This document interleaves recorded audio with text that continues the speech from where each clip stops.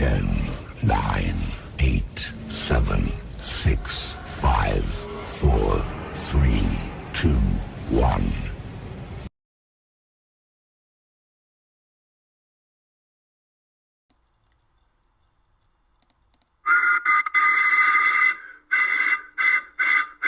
That's right. Cheers, drinks, everybody. Boys, girls, gents, lads. It's time, glug, glug, glug, for some extra harness analysis, something of that sort. I'm Ray Catola. This is my empty root beer bottle. And it's a cane cola, excuse me. There's Rod. He doesn't have an empty cane cola bottle. Most likely because the other day he had to break it over his dresser to lure off any kind of mailman trying to steal his packages. Mike cannot join us. He is performing emergency liver surgery on, we can only assume, a hamster. We hope to hear back from him at some point, at the very least, on this week's show of North American Earners Update, Friday at 9 p.m. Eastern Daylight Time. If you tune in at Eastern Standard Time, I hate to break it to you, but that's Central Daylight Time. Unless you're in the state of Arizona. I don't have time to go into the semantics of this because in, an hour, Running Aces starts. Running Aces Casino, Racetrack, Hotel. That's called a triple threat in the entertainment business. Maybe they'll get a Tony for it at some point. Who knows? But on our side of the border, 8 p.m., right? That's first race posted, Aces, 8 p.m.? Yep. It's 7 p.m. now, so that means I was correct and still am correct. There is 1 hour until the harness racing card at Aces. And later on in that card, 9 races overall scheduled for tonight. As usual, the final 5 encapsulate their jackpot pick 5. That means you got to pick 5 winners in a row. And if you happen to be the only person smart enough, quick enough, and rich enough, not even rich enough, just smart enough to get all 5, you get the entire jackpot, which I believe the carryover is around $1,600, $1,700. No, it's not a million. It's like $3,000. It's at $3,000. I was way wrong then. I was thinking back to a time when it was at $1,600 because that time is not now. It was all Saturday. Starts with. We're supposed to be having Darren Gagne joining us, but I'm wondering if the rainstorm took him away, if the wind just carried him out of the announcer's booth and he's currently flying over Columbus. Although I had a dream about that once. That you were flying over Columbus? Not Minnesota specifically, or Ohio. Just I was laying in my bed, and then this giant gale of wind just ripped me out of my bed. And so it was just me and my bare tushy soaring over the skies as I looked over the cityscape. And then I woke up on an anvil. Very confusing. The waking up on the anvil part was part of the dream, mind you. I woke up in my bed, but I don't know why my brain went that extra step to bury me in another dream.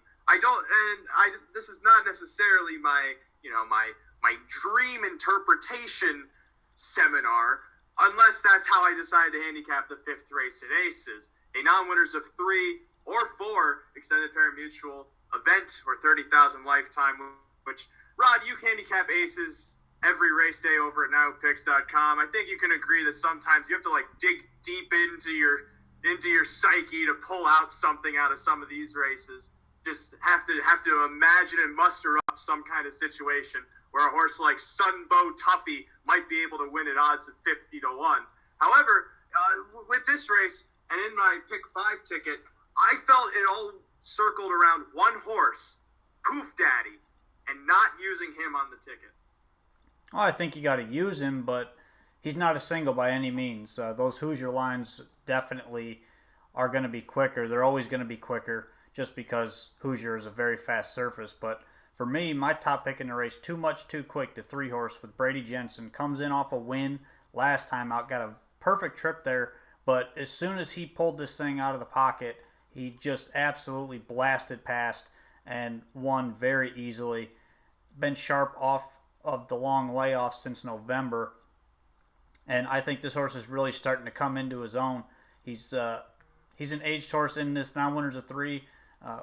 With a couple starts under his belt, I see him kind of peaking tonight. And, it's going to be a sloppy track. So I'm looking to have him right on the ticket and be a good value play. For me, there were two horses, and both of them came out of that SB Angel in Disguise race. Remember last week how that horse was used up very hard in his first start over the track, and then he came back, blew his entire competition away by like 6 or 7 lengths. The horses in particular being Wizard of Odds and Dancer's Fancy. Dancer's Fancy chased that one all the way to finish third. I imagine from that outside post, if she can show some kind of tactical speed again, she can be live at a price in the opening leg of the sequence with the Moon driving. And then the other horse, Wizard of Odds, was locked at the cones the entire way in that race and never got a chance to going until late in the mile. So he makes his second start dropping into this level. His third starts in shipping from Cal Expo, where he was racing well against Similar before moving up to Aces. I imagine he too can be put into play from that center spot. So Wizard of Odds and Dancer's Fancy to me are definitely worth in that first leg. The second is I believe we are currently being contacted by Darren from the Transcendent Realm, where he truly belongs. The next race in the sequence, race 6, an hours of 3,700 in their last 4 starts, with a bunch of other conditions tagged on that I quite frankly don't have time to read. And my question to you, Rod, is you have 2 horses dropping from the open handicap, Place in First and Delightfully Wild. Those 2 to me just seem like the clear-cut horses on paper. I don't know if you could find anyone else outside. No, it's tough to find anybody outside of those 2. They, like you said, they're both dropping. Place in First was 4th in the Open last week, 3rd the week prior. Has been racing well against tougher horses, and I think she's in a very good spot again tonight. Another inside draw, should be close. Has a little bit of gate speed, so is going to be up close and likely going to try to take the 2-hole trip behind Delightfully Wild if Delightfully Wild stays flat, which now, sloppy track, very questionable. I'm not sure, though. She won over a good track 2 starts back when she got to the lead. It just seemed like starting from that inside spot, she started to get going a little too early, and then because of that, Deachin lost her around the first turn. So, I feel like from that outside post, she'll be able to use that speed a bit better to time the gate, to get off the gate going up towards the lead. And from there, wet track or not, it doesn't really seem like that would impact her too much. But like I was saying earlier, it's hard to see any horses that can really stand a challenge to them, especially since Totally Racy dropped from the Open last week, lost as the even money favorite to Strings, who took that field wire to wire. Exqueeze Me moved up to this level off of 2 consecutive wins. While going first over, she still didn't really have much in the stretch to make me think she's going to be a live shot in this race. And so for cost purposes, if you're trying to slim your pick 5 ticket down a bit, to me it seems like taking the 4 and the 7 here is a narrow enough way to move on to the next leg. By the way, that front leg, race number 5, the 3, Too Much Too Quick, and the 5, Baron Chansey, both scratched. Uh-oh, there's something going on at the Jensen barn. Some sickness or transportation, one of the 2. It sounds like the horses got the sniffles. They got the gen sinus infections, as they call them in his barn. Nobody calls them that. That is blowing into a bottle in B minor.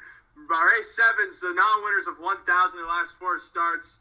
These are fillies and mares on the pace. They typically are at Aces. 8 going postward in this one. This seemed like a bit more of a competitive race, especially since this horse, Bella Ragaz, is the morning line favorite shipping in from Hawthorne. She lost against this group last out, albeit on the lead. And to me, seems like the horse to beat in order to make this pick 5 pay more. Yeah, I mean, you got to beat her, but I don't think she's going to be a big chalk here by any means. The horse I'm kind of keying in on is the 2, Peekaboo Tattoo. Move inside. You get Mooney Swenson to drive. You get a class drop, a double class drop, actually. This thing has been in pretty good shape. Likes the inside trip, was first over 2 back, so you kind of tossed that one out. And last time, raced very well, sat in, made a move down the backside, and finished 4th. I think a repeat effort like that on the class drop, this one is going to be tough to beat. Going off of that, you have the horse right next to her, Boozer Bruiser, also entering off of Strong Miles. She made her first start in 3 months last week. And from post 7 at odds of 26-1, Wiseman blasted her off the gate, yielded the lead, moved back to take the lead, that before overall just quitting and finishing 7th by 8 lengths. So long as she goes a smoother trip this time around where she doesn't have to make 2 moves before the stretch drive, I imagine she's going to be a live contender too. I also do like Peekaboo Tattoo in this spot, and even she's a swift to touch moving back into the Hours of 1000 group after racing in the claiming handicap last out. It seems like she could probably better fit this bunch, especially if it's pretty slow up front. Off that, the 8th race, the penultimate leg of the pick 5. We have claiming handicap pacers going postward here. Field of 9. Rod, this is the race that seems incredibly wide open. It is pretty wide open, but I'm sticking inside. I've been inside basically the whole night. I'm staying in. So I'm going to go to the 3. You're in good hands. You get the Bobcat Dean McGee second time for Mark Anderson training, and this one raced very well last week from coming off the pace. Missed a month prior to that start and looks to be in good shape tonight, looking to keep that momentum going.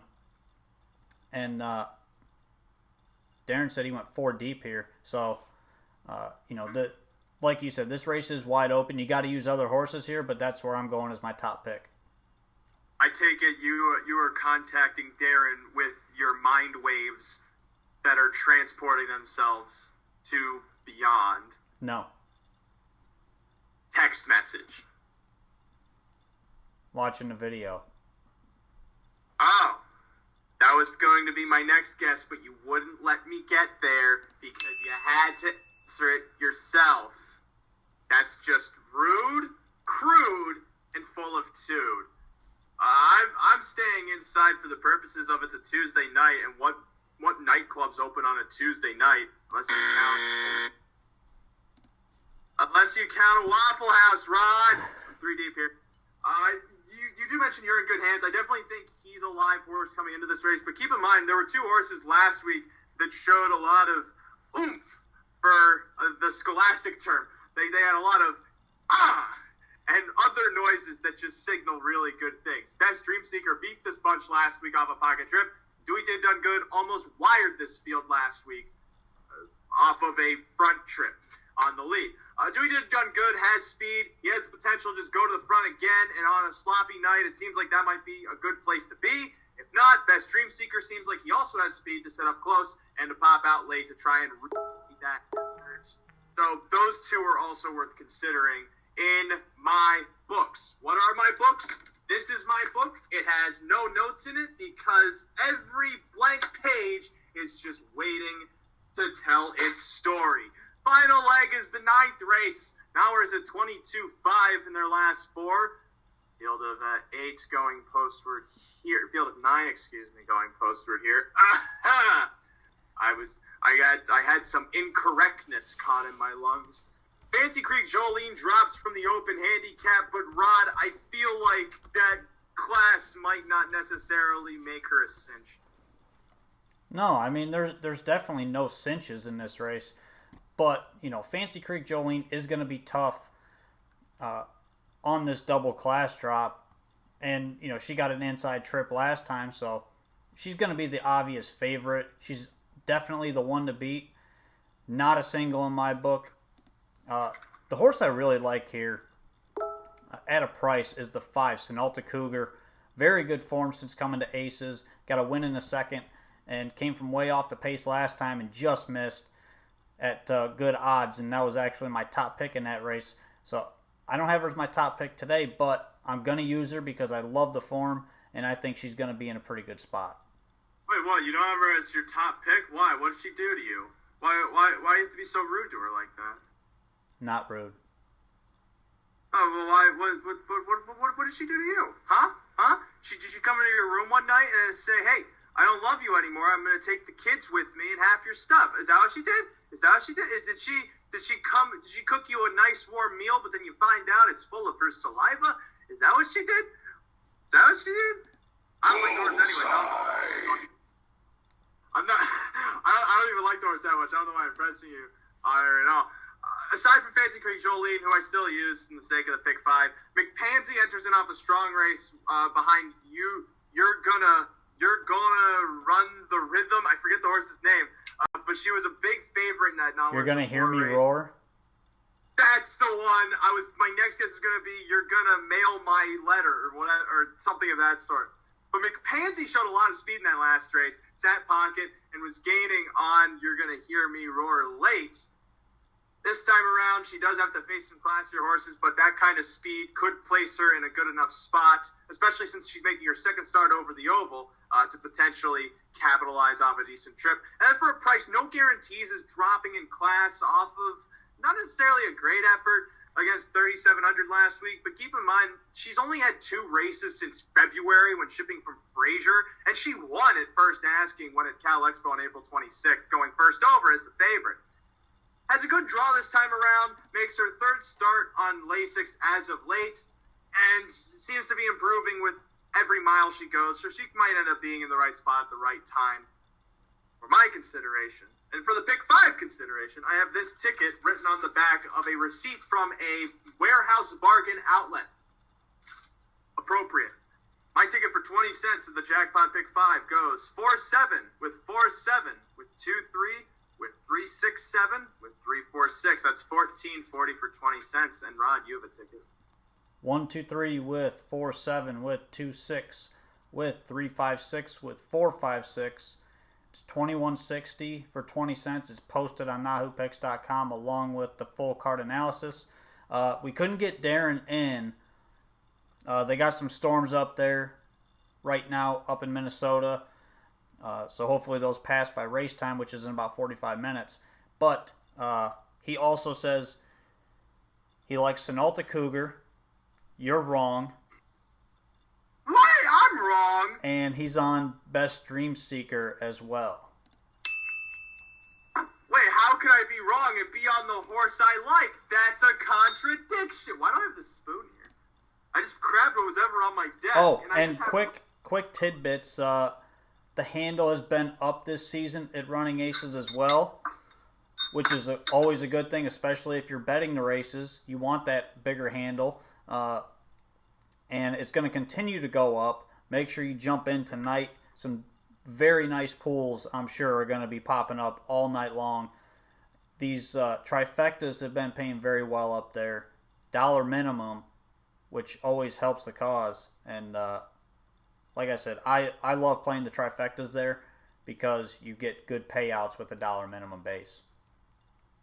Wow, Rod, that sounds like a great idea. That does it for this extra. You want this idea? No. It's a great one. It involves scooters. I know you want it. That does it for this extra. I guess I'll keep this idea for myself. It'll only make me $1 billion. And Rod, no dollars.